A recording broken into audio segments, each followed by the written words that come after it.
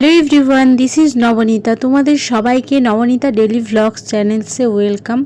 तो चलो भिडियोटा स्टार्ट करी।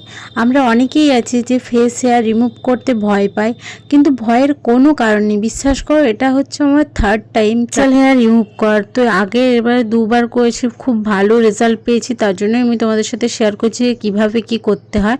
তো প্রথমেই ভালো করে নর্মাল ওয়াটার দিয়ে ফেসটাকে ধুয়ে চলে আসবে। দেন একটা অ্যালোভেরা জেল নেবে। আর এই অ্যালোভেরা জেলটা হচ্ছে আমি অ্যাপেলো থেকে নিয়ে এসেছি, যেটা আমার খুবই ভালো লাগে, তার জন্যই নিয়ে এসেছি। আগেও অনেকবার ট্রাই করেছি।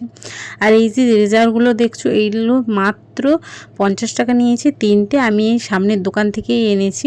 তোমরা চাইলে অনলাইনেও অর্ডার করতে পারো। তো এটা খুব সাবধানে করবে, কারণ এটা ফেসের ব্যাপার। আর ফেসের চামড়াটা খুব নরম হয়, তার জন্য আমাদেরকে খুব সাবধানে করতে হবে, আস্তে সুস্তে করতে হবে। তোমরা যতটা স্পিডে দেখছো যে আমি এতটা স্পিডে করছি, সেটা একদমই নয়। আমি ভিডিওটা এতটাই লং হয়ে গেছিলো, তার জন্য একটু স্পিডে করে দিয়েছি।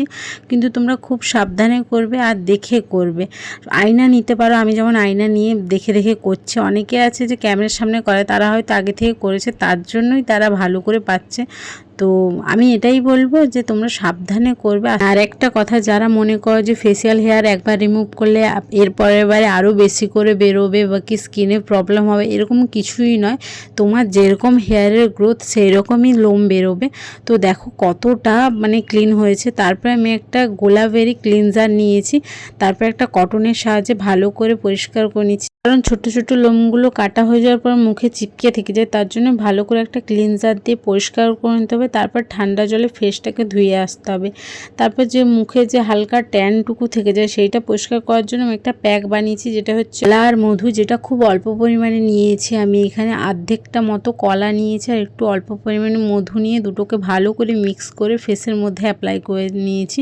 এটা বেসিক্যালি ফেসে একটা দারুণ গ্লো আনে। তোমরা দেখতেই পাচ্ছ কতটা গ্লো এনেছে।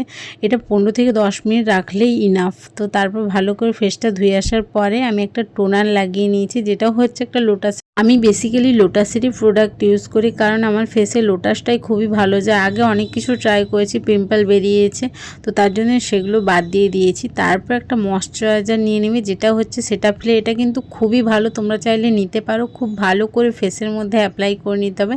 তারপর কিছুক্ষণের জন্য ছেড়ে দিয়ে যে কোনো সানস্ক্রিন যেটা তোমাদের ফেসে ভালো যায়। তো আমার এই লোটাসেরই এই সানস্ক্রিনটা খুব ভালো যায়, তার জন্য সানস্ক্রিন মাস্ট লাগাতে হবে। শীত হোক, গ্রীষ্ম হোক, যাই হোক, সানস্ক্রিন খুবই ফেসের জন্য খুবই উপকারী। তো সানস্ক্রিন কখনো স্কিপ করবে না তোমরা। তো আজকের ভিডিওটা এই পর্যন্তই। আর এই ভিডিওটা যদি ভালো লেগে থাকে, চ্যানেলটাকে একটা সাবস্ক্রাইব করে আমার পাশে থেকে। তো আজকের জন্য এইটুকুই, দেখা হবে নেক্সট ব্লগে। টাটা।